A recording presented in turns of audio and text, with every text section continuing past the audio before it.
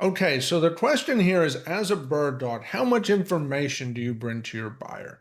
And the answer is it depends, but here's what I will tell you. First of all, every buyer is different. Some buyers have plenty of time on their hands and they'll look at however many deals you send them.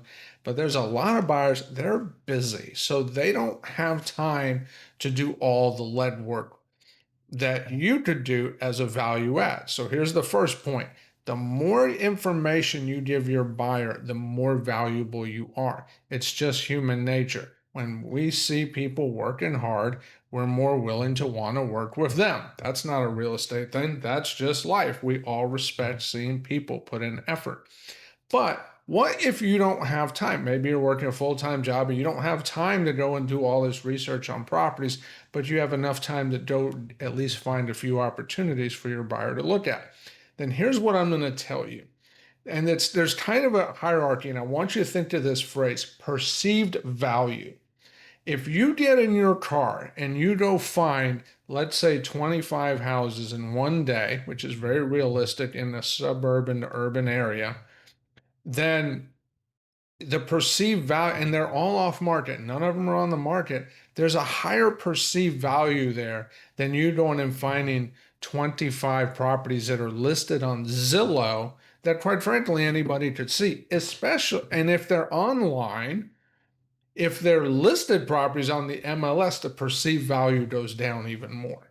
Now, it doesn't mean there's not a deal. There could be a deal in all of those completely off market, dime for dollars, online leads on Zillow that are just unlisted properties for sale by owner, as another example, and then listed properties on the MLS.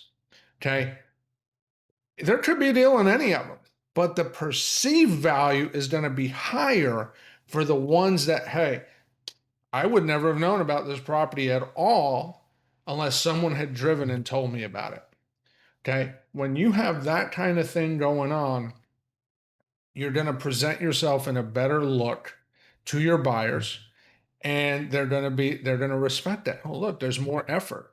Okay. If someone just forwards me something and I click and it's a listed property on Zillow, my brain automatically goes to, could be a deal, but probably not.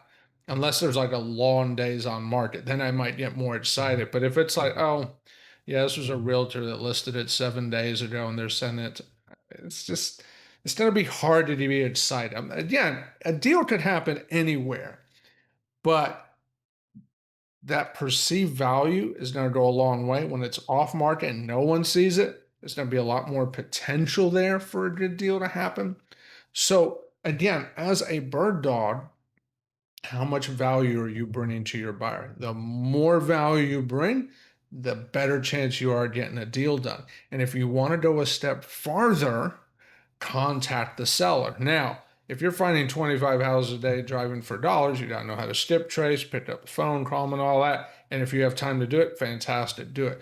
Because, again, if you initiate that initial communication, again, you're bringing more value to your buyer. Do you have to do all this extra work? No, you don't.